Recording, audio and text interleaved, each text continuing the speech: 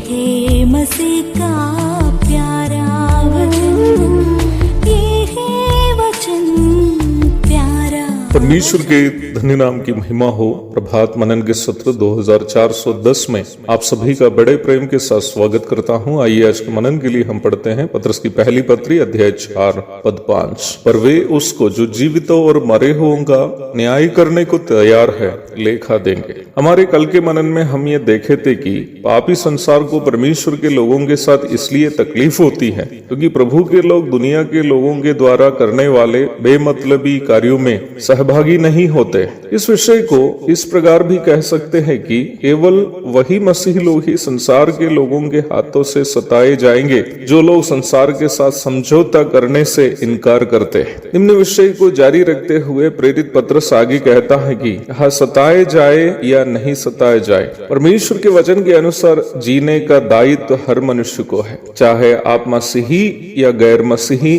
चाहे आप नास्तिक रहे या आस्तिक। हर इंसान को एक दिन जीवित परमेश्वर के सिंहासन के सामने खड़ा होना पड़ेगा। यशायाह 45 की 23 पढ़िएगा। जब मनुष्य शरीर में है अर्थात इस भौतिक संसार में भौतिक शरीर से जीवन बिताता है, परमेश्वर उसको एक तात्कालीन आजादी दी हुई है कि वो अपनी स्वेच्छा से जीवन बिताए। While man is there in this world, God has given him a temporary liberty to lead a life as per his free will। और मनुष्य इस बात को कभी भी नहीं भूलनी चाहिए कि ये स्वेच्छा का स्वतंत्रता अथवा लिबर्टी ऑफ फ्री विल बुराई करने के लिए या परमेश्वर के विरोध में जीवन बिताने के लिए उसको नहीं दिया है, जबकि परमेश्वर ये चाहता है कि मनुष्य परमेश्वर के प्रति अपनी भक्ति और आदर दबाव से नहीं बल्कि स्वेच्छा से ही करे। God has given the liberty to live as per on free will to every human being, not to lead a life against God and His word, but God wants that every human being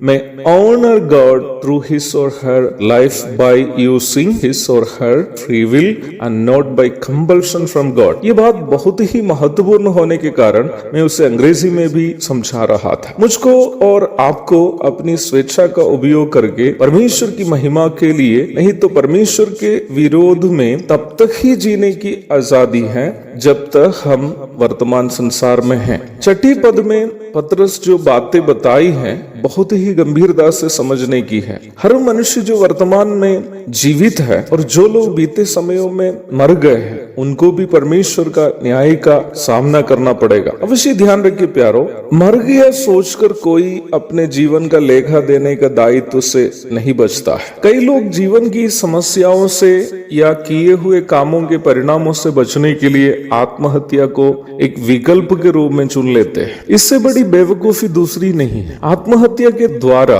आप केवल अपने भौतिक संसार के जीवन को जिसे परमेश्वर ने अपनी महिमा के लिए बिताने हेतु आपको दिया था पुनः आप परमेश्वर की इच्छा के विरोध में अपनी स्वेच्छा का गलत उपयोग करते हुए खत्म कर रहा है। जब आपकी आत्मा परमेश्वर का न्याय का सामना करेगी, कोई इसका भी हिसाब देना पड़ेगा कि आपने अपनी जिंदगी को अपनी मर्जी से क्यों खत्म किया है। पत्रस आगे कहता है कि सुसमाचार उस समय के लोगों को भी जो मर गए हैं इसलिए सुनाया गया ताकि उनका भी न्याय सुसमाचार के आधार पर ही हो। जो लोग सुसमाचार पर विश्वास किया इस सुसमाचार के कारण पाप का दंड से बचकर परमेश्वर के साथ अनंत जीवन में प्रवेश करेगा। नहीं, जो लोग सुसमाचार का इनकार किया वे भी सुसमाचार का इनकार करने के कारण पाप का अनंतकालीन दंड भुगतने हेतु अनंतकालीन मृत्यु अर्थात आग की चील की ओर जाएगा। सबका न्याय सुसमाचार के आधार पर ही होगा। बोलने का सारांश यह है कि सुसमाचार पर विश्वास करने वालों को और सुसमाचार का प्रचार करने वालों को